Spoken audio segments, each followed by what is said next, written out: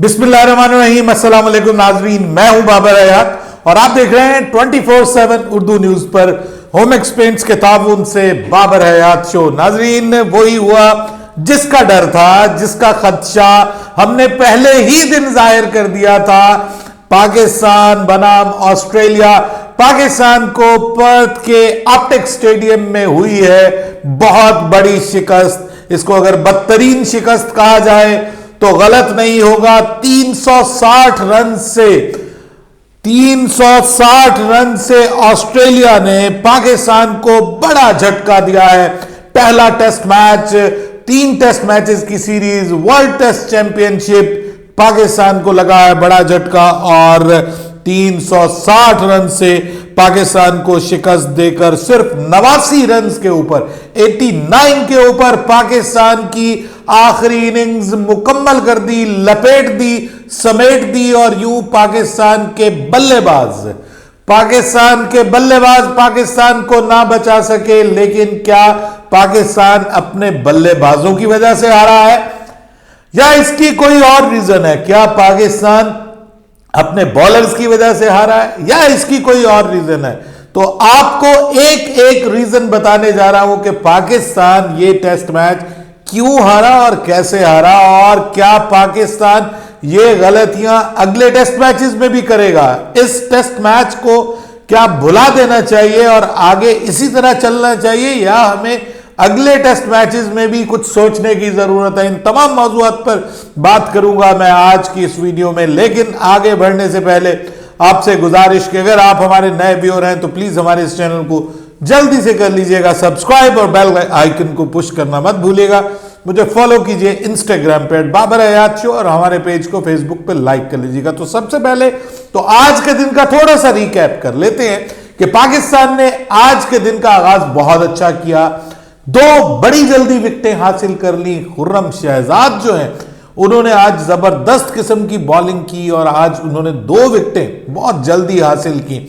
सबसे पहली विकेट उन्होंने स्मिथ की हासिल की और उसके बाद उन्होंने ट्रेविस हेड को आउट कर दिया। और उसके बाद फिर पाकिस्तान का डायलमा एक बार फिर स्टार्ट हुआ, एक बार फिर पाकिस्तान का बुरा वक्त स्टार्ट हुआ और मिचेल मार्श आए और साथ में उनके जैसे तैसे करके उस्मान ख्वाजा अपने जिस्म पे बॉलें खाते रहे, मिचेल मार्श अपने सर पे बॉलें खाते रहे, लेकिन अपनी टीम को एक बड़े ही जबरदस्त टारगेट के ऊपर ले गए, यानी 450 का हदफ पाकिस्तान को दिया और 5 विकेटों के नुकसान पे जो है वो उन्होंने अपने इनिंग्स को डिक्लेयर कर दिया। और यूं पाकिस्तान को 450 रन बनाने थे और 450 रन किस पिच पे बनाने थे जो या तो आपकी कोहनी तोड़ेगी, या आपका सर फोड़ेगी, या फिर वो आपके की पसलियां तोड़ेगी, या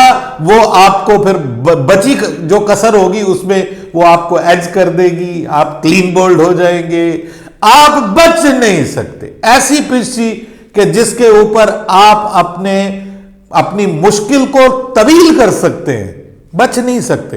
इस पिच के ऊपर 450 क्या 200 रन भी ऑस्ट्रेलिया के होते तो पाकिस्तान नहीं कर सकता था।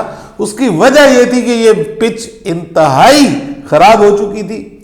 आखिरी चौथे दिन पे बहरहाल पाकिस्तान ने मैच पहुंचा दिया। हम तो सोच रहे थे कि दूसरे तीसरे दिन फारिग हो जाएगा, बहुत सारे लोग ये सोच रहे थे, लेकिन बहरहाल चौथे दिन तक ले गए। बीच में कुछ पॉजिटिव चीजें भी आई, खुर्रम शहजाद की बॉलिंग, आमिर जमाल की बॉलिंग, लेकिन साथ में इमामुल हक की बैटिंग, कुछ किसी हद तक सऊद शकील भी दोनों इनिंग्स में फाइट करते हुए नजर आए।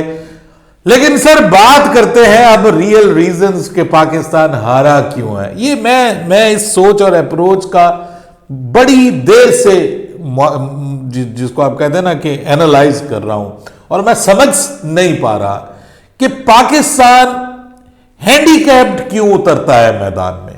एक चीज को पाकिस्तान मजबूत करता है, दूसरी चीज को हैंडीकैप्ड दूसरी चीज में उतरता है, दूसरी स्किल में उतरता है। तो मेरे ख्याल में जो सबसे पहली पाकिस्तान की हार की रीजन बनी वो पाकिस्तान का हैंडीकैप्ड बॉलिंग अटैक था। हैंडीकैप्ड बॉलिंग अटैक इसलिए कहूंगा कि you are not going with proper spinner, जबकि एक दिन पहले आपसे ऑस्ट्रेलिया ने इसी पिच के ऊपर अपना स्क्वाड अनाउंस किया, प्लेइंग 11, और उस प्लेइंग 11 में they went with 3 proper seamer plus a proper spinner and an allrounder.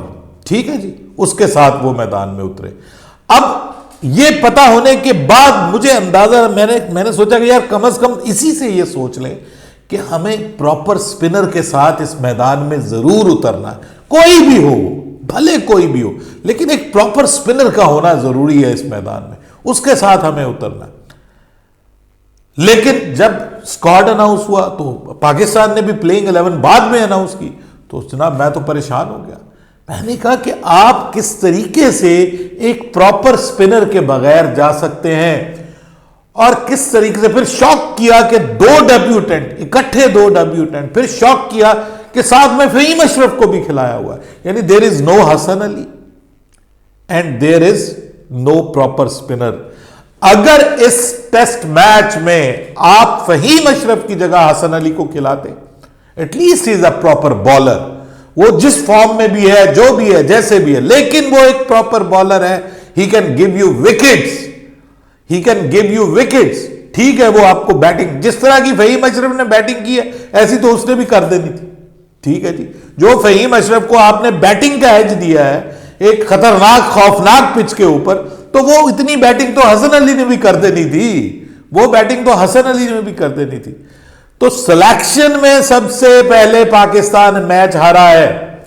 Pakistan को साजिद खान को इस मैच में उतारना चाहिए था, अगर वो अवेलेबल नहीं था तो पाकिस्तान को नुमान अली के साथ इस मैच में जाना चाहिए था। यही पाकिस्तान की बचत थी। आपने 9वें नंबर तक बल्लेबाज खिला के 89 पे ऑल आउट हो गए, शर्म आनी चाहिए। 89 ऑल आउट, क्या मौत पड़ गई, क्या तकलीफ हो गई।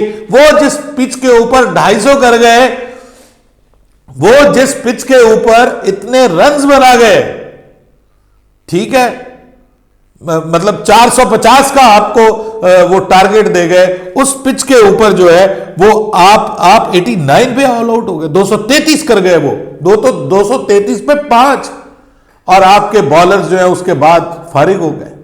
अब प्रॉब्लम क्या हुआ बॉलिंग में, मैं आपको बताऊं प्रॉब्लम क्या हुआ। खुर्रम शहजाद विकेट लेता था, उधर से आमिर जमाल विकेट लेता था, तीसरा कौन था?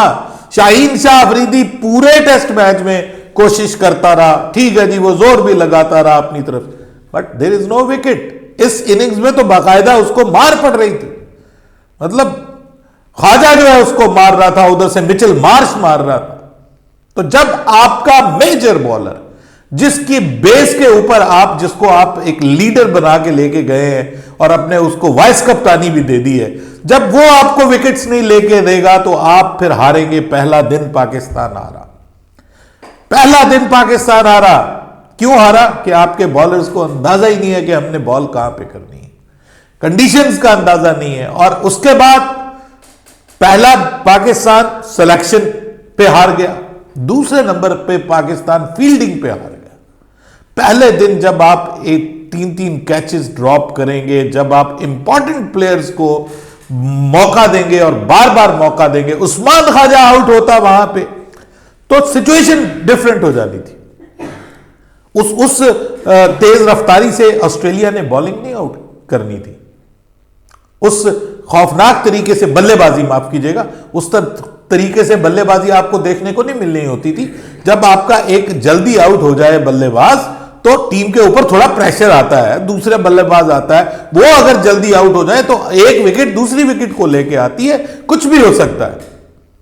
उसके बाद फिर आप जनाब 2-2 कैचेस ड्रॉप कर रहे हैं उसके वार्नर की।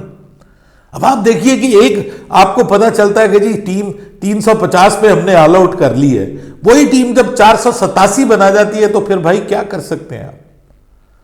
पहले दिन अगर आपने वार्नर को आउट किया होता, टाइम पे आउट किया होता, उसको 50-60 रन और ना बनाने दिए होते और अगले दिन आप आ जाते, आप मुमकिन है आप 350 पे उनको ऑल आउट कर लेते।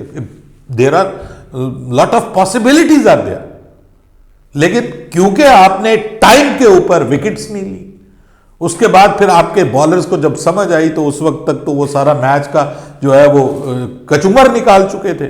487 जब पहली इनिंग्स में कोई टीम मार लेती है तो, और वो भी पर्थ के मैदान पे कि जिसके ऊपर बैटिंग करना डे बाय डे मुश्किल होगा और चौथे दिन में ऑलमोस्ट इंपॉसिबल हो जाएगा वहां पे बैटिंग करना, तो वहां पे जब आप पहले दिन 487 खा जाते हैं व्यूअर्स, तो उसके बाद फिर आपके लिए बहुत मुश्किल हो जाती। तो दूसरी चीज जो है वो पाकिस्तान फील्डिंग में हार। अब तीसरी चीज क्या है कि आपने सिलेक्शन कर ली, उसके बाद अब जब आपके बॉलर्स हैं, एक तरफ से एक बॉलर प्रेशर बना रहा है, दूसरी तरफ से दूसरा बॉलर उसको लूज छोड़ रहा है, फिर दो बॉलर प्रेशर बना रहे हैं, दोनों बॉलर दोनों डेब्यूटेंट, कितना मुंह जोर तमाचा है उन लोगों के मुंह के ऊपर के जो मुस्तकिल टेस्ट क्रिकेट खेल रहे हैं। आपका शाहीन शाह अफरीदी या वहीम अशरफ को मतलब आप आमिर जमाल को भी खिला रहे हैं और फहीम अशरफ को भी खिला रहे हैं, and Aamir Jamal has proved कि वो बेहतर चॉइस था, Faheem Ashraf has proved it कि आप उसको क्यों खिला रहे हैं, टीम का हिस्सा क्यों बना रहे हैं। वो आपके ऊपर उल्टा जब भी आता है जनाब पूरे का पूरा प्रेशर डाउन कर देता है। दूसरी इनिंग्स में आपने जो बॉलिंग की है, स्टार्ट में बॉलिंग की, आपकी दो विकेटें आपने हासिल की, खुर्रम शहजाद एक तरफ से शाहीन भी अच्छी बॉलिंग कर रहा है, उसके बाद आप एक तरफ से आमिर जमाल को लाए, दूसरी तरफ से आपको मजबूरन 5-5 ओवर्स के बाद गर्मी है, मजबूरन आपको फहीम अशरफ को लेके आना पड़ा। तो फहीम अशरफ ने क्या किया, फहीम अशरफ ने पहले ओवर में 9 रन, दूसरे में 13 रन। जब आप इस तरह की बॉलिंग करेंगे तो प्रेशर सारे का सारा रिलीज हो जाएगा और दूसरी टीम के लिए आसानी हो जाएगी, और वो फिर नजर आई। और फिर जो रही सही कसर है, वो भले उसने अपनी तरफ से बहुत अच्छी बॉलिंग की है जितनी वो कर सकता था, लेकिन उसका भी कॉन्फिडेंस शैटर किया आपने, उसका भी कॉन्फिडेंस शैटर किया। आज जो है फहीम अशरफ एक वो चांस पकड़ बनाया उसने, तो वो मिचेल मार्श का वो जनाब कप्तान साहब ने कैच छोड़ दिया। अब कप्तान के ऊपर कप्तानी का प्रेशर है, तो फिर भाई कप्तानी लेनी नहीं थी अगर आपके ऊपर कप्तानी का प्रेशर था। मतलब इस तरह की हरकतें अगर कप्तान करेगा, फिर आज जिस तरीके से शान मसूद आउट हुआ है, that was not a captain shot, that was a rash shot. आप पहले एक गलती की है, उससे अगली बॉल पे फिर उसी गलती को दोहरा रहे हैं। आपने अपनी विकेट थ्रो कर दी। बाबर आजम से हमारी उम्मीदें थी कि बाबर आजम यहां पे कुछ करेगा। बाबर आजम पहली इनिंग्स में भी स्टार्ट अच्छा, सब कुछ ठीक, उसके बाद आउट। दूसरी इनिंग्स में, पहली इनिंग्स में तो मैं कहता हूं कि वो बच सकता था, उस दूसरी इनिंग्स में बहरहाल उसको बहुत एक्स्ट्रा ऑर्डिनरी बॉल पड़ गई। अब मसला ये है ना कि ये बहुत सारी चीजें एक साथ आ गई है ना। Sarfaraz Ahmed badly disappointed, he was nowhere at all. कप्तानी में तो छोड़े, यहां पे जो उनकी विकेट कीपिंग है, विकेट कीपिंग को आप देखिए कि वहां पे वो एक इतना इंपॉर्टेंट स्टंप जो है उन्होंने छोड़ दिया। विकेट कीपिंग में एक जब आप मौका देते हैं, उसके बाद फील्डिंग में जब आप मौका देते हैं, तो भाई फिर आप करने क्या आए हुए हैं यहां पे।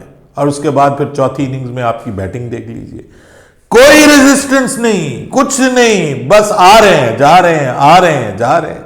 तो भाई 9वें नंबर पे तक बैटिंग गिरा के तुमने क्या कर लिया, यहां पे लेके आते हसन अली को, प्रॉपर बॉलर को। आपके पास ऑप्शंस तो होती है, आपके पास चॉइसेस तो होती, भले आपने उसके बावजूद हार जाना था। मतलब मुझे कोई डाउट नहीं है इसमें कि पाकिस्तान की टीम इस वक्त ऑस्ट्रेलिया को टफ टाइम देने वाली टीम नहीं है, अनटिल और अनलेस के कोई अबरार अहमद आ जाए अगले टेस्ट मैच में और वो कोई एक्स्ट्रा ऑर्डिनरी बॉलिंग कर जाए, ठीक है। उसके बावजूद जो आपकी बैटिंग का माइंडसेट है, जो आपका ओवरऑल माइंडसेट है, वो डिफेंसिव है, आप बचने के लिए आए हुए हैं।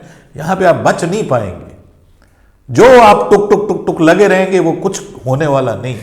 सो पाकिस्तान, मैं ये समझता हूं कि बहुत बुरी शिकस्त है, लेकिन दूसरी जानिब एक बहुत बड़ा आज माइलस्टोन अचीव किया है नेथन लायन ने। यार मैं हैरान हो गया हूं, यकीन कीजिए, 500 विकेटें एक ऑफ स्पिनर के लिए, और ऑस्ट्रेलिया का तीसरा बॉलर बन गया 500 प्लस विकेट्स लेने वाला after great Glenn McGrath, great Shane Warne, late Shane Warne. क्या कमाल की बॉलिंग। और ये नहीं है कि मतलब कोई आप उसको कहेंगे उसके पास को बहुत ही एक्स्ट्रा ऑर्डिनरी, को दूसरा है, को तीसरा है। अरे भाई नहीं, सिंपल वेरिएशंस है और कंसिस्टेंसी है और अपनी स्पीड का इस्तेमाल है, कभी स्लो, कभी फास्ट, कभी धीमी।